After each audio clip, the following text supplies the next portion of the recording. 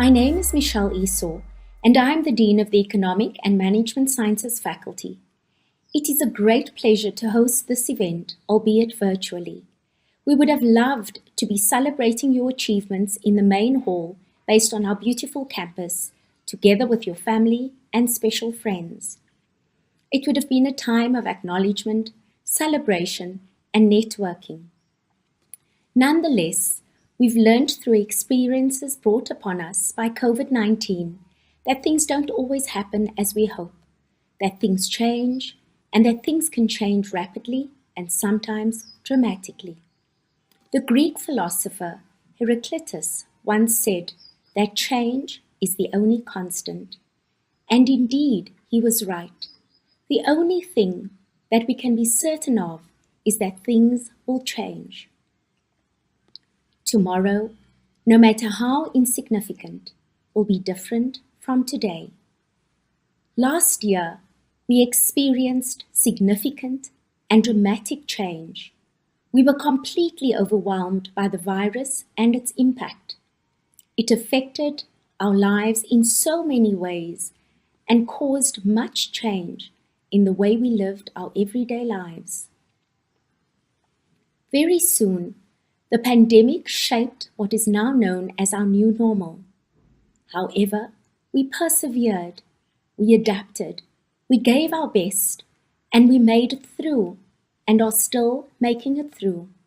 Since the pandemic is still very much with us and as deadly and contagious as it was when it first emerged. In spite of the negative connotations that accompanied COVID-19, however, the pandemic illuminated the adaptability and resilience inherent in our human nature. And while it also highlighted the stark inequalities in our society, it brought to the fore the abundant care, concern, and kindness of people. In the context of our university and the strategies and plans to save the academic year, students and staff persevered towards the achievement of personal and professional goals and objectives. Colleagues worked tirelessly to achieve the aims and intentions of our revised strategy for learning and teaching towards facilitating, enabling, and supporting our students to achieve their goals and aspirations.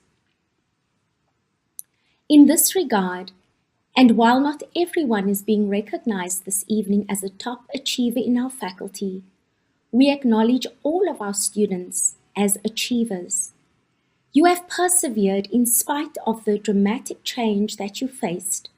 You rose above sometimes dire circumstances, and you completed what you set out to complete.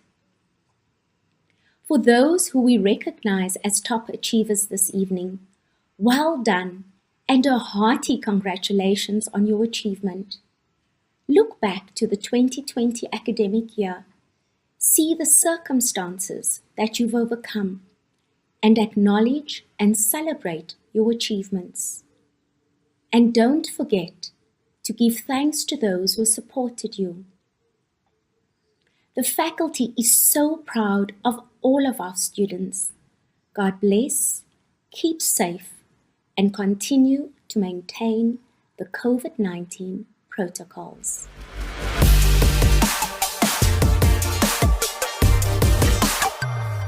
It is always such a wonderful occasion to have a Dean's Merit Awards evening. I would like to use this opportunity to congratulate the faculty, as well as all the awardees that will be receiving awards tonight. Well done on your hard work and your perseverance, especially during COVID. And take this time out to reflect on all the people that have brought you here, that have supported you, that cup of coffee, other kinds of support, your families, significant others, your lecturers, university support. And then, whilst we're celebrating, remember that tomorrow the hard work starts again on this journey of sustained excellence. I wish you well during this celebration.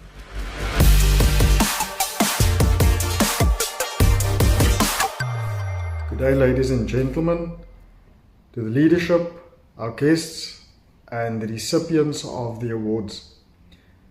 I would like to start by telling the recipients of the awards that today we acknowledge your work that you have done and the greatness that you have achieved. And that all relates to the past, but I think importantly, what we also want to do is to acknowledge the potential that you have to do great things in the future and to reach successes, however you may define that, in the future. So today we want to tell you about the great potential that you have. And potential is extremely important, but potential is only valuable when you act on that potential, and acting on that potential is also determined by the opportunities that come your way. So you could either use this opportunity and say, this is for the work I've done in the past, and this is my ultimate goal that I want to achieve, and so this is my ceiling. Alternatively, you could use this, the award you're getting now, as motivation, and to be the floor instead of your ceiling, that you use as a springboard in order to achieve more in the future. So I want to say that as a previous recipient of this award, I think I received the award when it was first started at the faculty. It was in my first year, and I received the award, and the opportunities that came after that were quite encouraging. And I also found that I used this acknowledgement, and it said to me that the faculty is saying that they see some kind of potential in me that maybe even I didn't see before. And this is what I want to communicate to you today. So for me, from this award, I met the dean that year. At the time was Professor Abrams, and from getting this award, many doors opened. I was invited after I was nominated by Professor Abrams, who I never would have really had a chance to engage that much if it wasn't for this award. She nominated me to start off the Golden Key International Honor Society at UWC, and after that, when I went to the meetings, I was nominated as the first president, got to travel through that experience, etc. And what I want to tell you is that the university offers many opportunities for you to actually use the potential that we are just acknowledging in you. Use that potential to develop into a holistic graduate. And that is something that you can carry forward. Those lessons you can carry forward into your career. So take this and the award that you're getting and say to yourself that, number one, even if you didn't know it about yourself, the faculty is telling you that you've got lots of potential. This is about past experience, past acknowledgement for past work done, but it's also acknowledgement for the potential you have to do something in the future, number one. And then number two is that potential means nothing if you don't use it with the opportunities that come your way. And the university has got excellent opportunities that it grants you. Now, I found as well that whether I was a student or in my career as an academic at UWC, whenever I took on the opportunities that UWC offered, sometimes I was hesitant because I thought, will I be able to tackle those opportunities successfully? And I always thought I'll be alone. And I found that every time I took up an opportunity, there were people at UWC that would support me in those endeavors. But having said that, even as a student, I joined UWC to study. I applied for BSc. Eventually figured after a very, very short period of time that that's not for me. I thought that doing BSc would lead me to dentistry, which I thought it would be a stable job, good income generating job, and the doctor title wouldn't be bad either. And I figured that's not for me, and I changed degrees. I found my home in the EMS faculty, and I'm still at home in the EMS faculty now as an academic. And the moment I walked in, because I thought BSc is not for me, I didn't know what to do next, and a family friend took me to the EMS faculty, where I spoke to a lady on the Image, and she asked me about doing an accounting degree, and I said I have no idea what accounting is. I'd never done it in grades 8, 9, or it was standard 6 and 7 then. I'd never done accounting before. I had no idea what accounting was. I knew about 5 or 6 things about accounting. 1, the word accounting, the name accounting. 2, that there are debits and credits. 3, that there was an income statement. There was a balance sheet, we call a statement of financial position now, and that the balance sheet must balance. And that's all that I knew. And I decided to pursue not my BCom accounting. And after a year, I switched to BCom accounting. And even then, when I changed my focus, people said to me, "You're not going to be able to last 6 months. You won't make it." The thing is, possibly also because of the fact that I got the award the year before,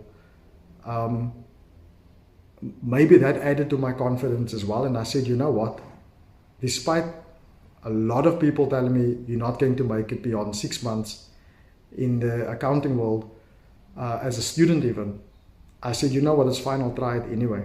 Now, I'm not saying I'm the most resilient person out there, but I do believe that resilience is a very, very important characteristic that you're going to have to display. And you are going to have to believe in yourself in spite or despite the fact that there will always be people telling you that you won't make it. There will always be people telling you that you're not good enough.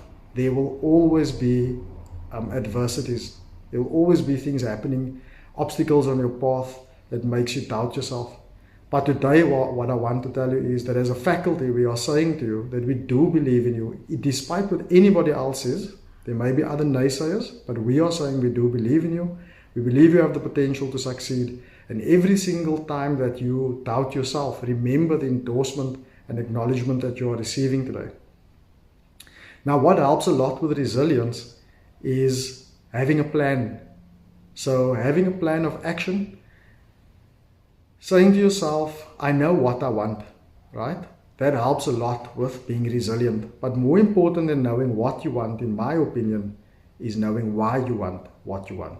So when I'm invited to go to schools to speak to the students there, I often engage in an exercise where I help them identify what they want, and they think that's where it ends. And after the exercise, I tell them to write down what it is that they've ultimately come to, that they want. And then I tell them, identify why you want what you want. So there can be many reasons that you want, many reasons for why you want what you want. So I'm from the finance world, and I'm going to just use a very simple example. And I'm going to say, imagine what you want is a good career, a stable job, and with good prospects where you make a lot more than you need to survive off of, so that you have a surplus to, for instance, just very simply look after your parents. So if that is what you want, you must ask yourself why you want that. So if it's because you want to be able to, what drives you, your passion, what you want to be able to give back to your family, you want to make sure your parents are always sorted, etc. Every single time that you face an obstacle, you need to remember the end goal, why you are here in the first place, why you are sitting down, why you are working, the smile on your mom's face, if I take my example forward, for when you can provide when she needs.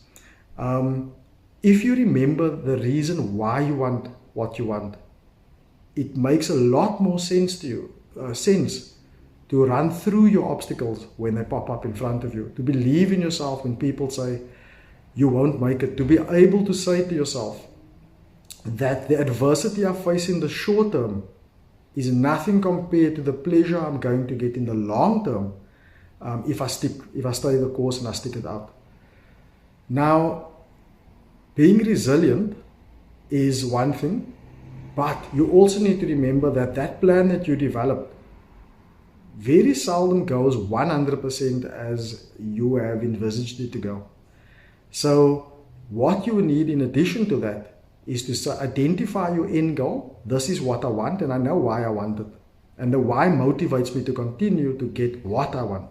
So know your why. If I've identified what I want, I keep that as my end goal. There are many roads to that end goal. We often think there's only one path to that end goal, but there are many roads to that end goal. So when the obstacles come on my path, I say to myself, this is not going to distract me from my end goal. So I might change my course, but I never change my objective. My end goal doesn't change, just my course. And that's called being adaptable. And in today's world, where things are changing all the time, we see it in the university environment. There's always challenges that pop up, that the university, we don't even think that something like, for instance, we never thought COVID was going to happen. And it presented many challenges to us as an institution. Yet our objective was to provide quality education, and we have then changed the course that we needed to follow to provide that quality education. We changed the mediums that we use, etc. But we did not detract from our objective of providing quality education. And so that's exactly the same thing you need to do. So let me tie these things together, because I spoke about 4 different things. I spoke about potential, I spoke about opportunity, I spoke about resilience, and I spoke about adaptability. Potential on its own does not do anything, does not result in anything. So potential needs action, and we use the potential that's internal to you, that we are identifying today and that we are acknowledging today, is that potential that you have that's internal to you. We provide external opportunities for you to use that potential and develop holistically. Right? But those two together does not mean you're going to stick the course and actually get to your desired outcome. So to get to your desired outcome, 1, you need resilience, because it is undoubted that you will face adversity along your journey. But you need to run through those obstacles. You need to believe in yourself, knowing why you want what you want, understanding your why, knowing your why, will hopefully drive you beyond listening to the negative thoughts or the negative comments that come your way and thoughts. And then understanding that my plan won't always work as I plan it. So I need to be able to change my plan as I need to, but without taking my focus off my end goal. I want to conclude by congratulating you once again, and again saying to you, as a faculty, we believe in your potential to achieve. Thank you.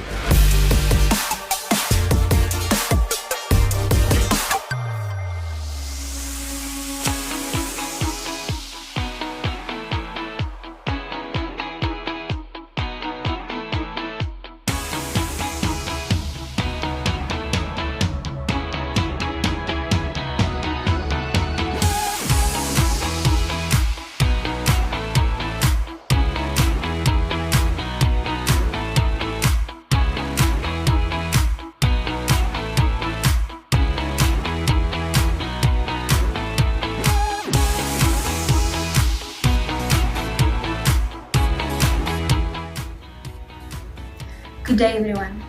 I would first like to thank God for this honor He bestowed upon me. I would also like to thank my family for their love, and the university for their support and the acknowledgement of the students' hard work. This award is truly a blessing to me, and it reminds me that sometimes you just need to sacrifice those temporary pleasures in pursuit of a glorious future. Thank you.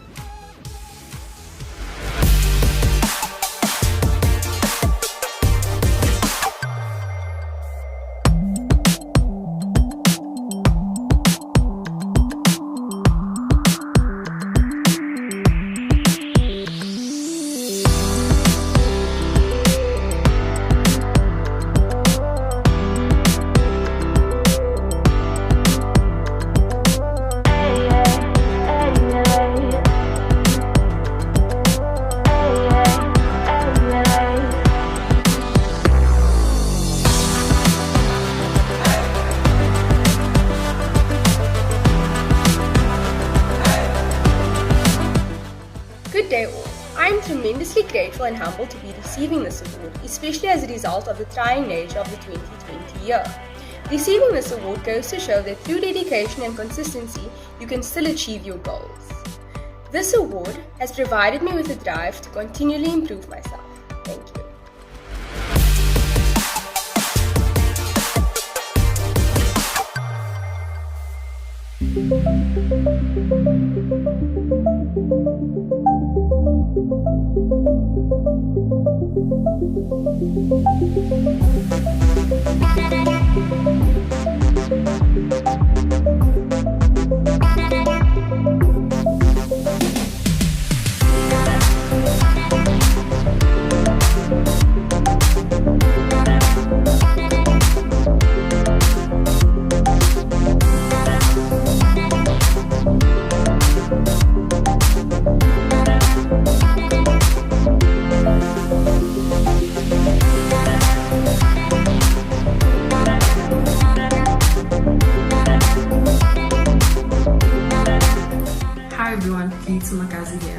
I just want to say thank you so much to the faculty and to the dean for this award. I actually always wanted to be on the dean's list, so to have finally achieved this is such an amazing and rewarding feeling. I'm so grateful and I feel so honored. Once again, thank you to the faculty and to the dean, and I'd like to send a special shout out and thank you to myself as well.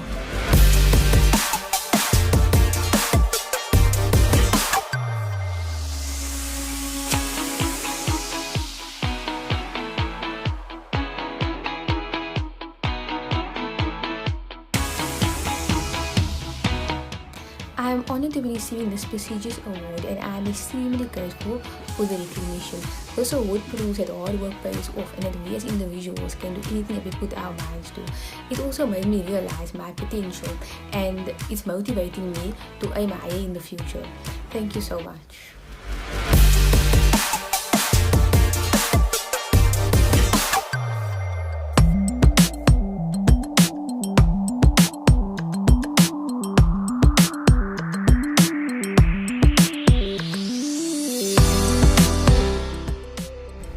I am truly grateful and honored to be a recipient of this award.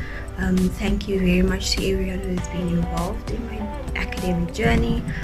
Thank you also to the organizers of this award as well as the University of the Western Cape.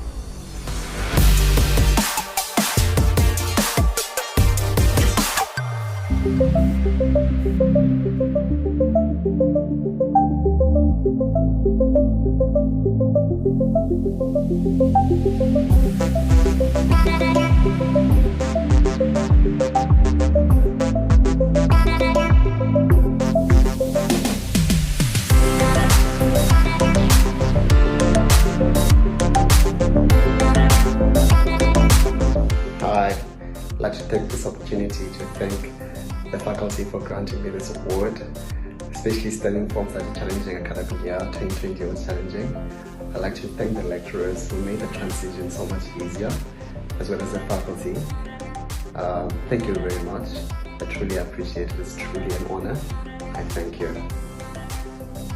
Firstly, I appreciate the Almighty God for giving me the privilege and the grace to complete my studies. It took very hard work, self-determination and discipline, and I'm very honored to be on the Dean's list.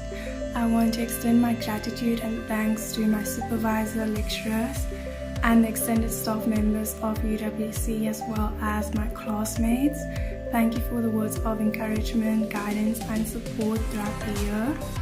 And lastly, I want to dedicate this award to my parents for the opportunity, for keeping me grounded. Thank you for the support, love, prayers and guidance. I salute you.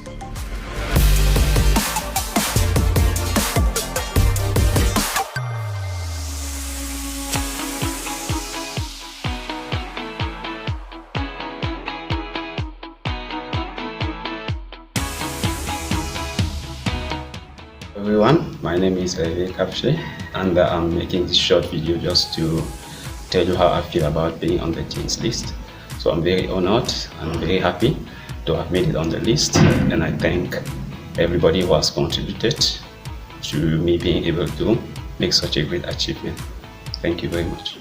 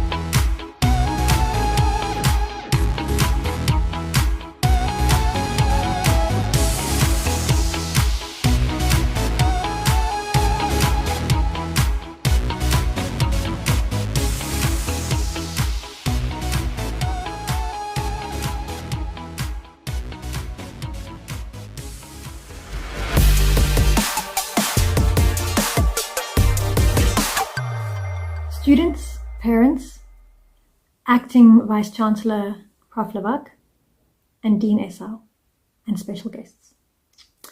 I have the privilege today of offering a vote of thanks to all those who have made this celebration and award ceremony possible. Firstly, I would like to thank Professor Jade Jansen. You have shared with us an inspiring speech linked to your own journey of success. And no doubt our students who've had the privilege of listening to it will be able to take on board many of the excellent lessons you have shared with us. To our Acting Vice-Chancellor and to our Dean, Professor Michelle Esau, I really want to thank you for your leadership and for always putting teaching and learning at the front of your priority list in the EMS faculty. You hold student success dear, and that shows through the efforts and the attention that you put into helping our students through their own academic careers. To those behind the scenes, there are many people who help to make events such as this possible. And they start now with our media office, for example, to Gesant Abada and your team. Thank you very much for helping us all assemble our pieces of speech making and putting it into a format that we can communicate so clearly with our students. To those in the Institutional Advancement Office, thank you for all that you do. And to our faculty administration team, to our faculty manager, Wasim, to Shanaz van der Skeef, and to Melissa Kleinhans. You are behind the scenes and you make everything happen. Without you, it would be hard for us to know when our deadlines are, what you need from us, and how to build a very successful team so that we all contribute together. So thank you very much for playing the part that you do. Of course, my final thanks must go to the students, their parents, and our staff. To the students, wow, you guys have worked hard. You are the high achievers of our faculty, and we are incredibly proud of you. You fly the UWC flag for us. And you don't do that through lazy weekdays and lots of lying in bed. You do it through hard work, and for that you must be strongly acknowledged and thanked. For those who stand behind you and with you and go on the journey with you, whether they're your parents, your family, your friends, thank you to you too.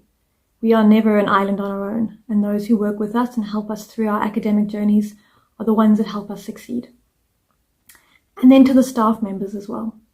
It's always a team effort, and we have an incredible group of staff, of teachers, lecturers, tutors, who all come to assist in the student success journey. So thank you to you too for everything that you've done to help our high achievers reach the goals that they have. I believe that UWC is a wonderful place to call home. I really do. And listening to Jade's speech and seeing the list of all our wonderful high achievers and the academic awards that you guys have attained makes me realize that that is a truism. And so thank you very much for the successful cohort of academic students in 2020. May you continue to lead the journeys you have and continue to inspire those around you through your own success. Thank you.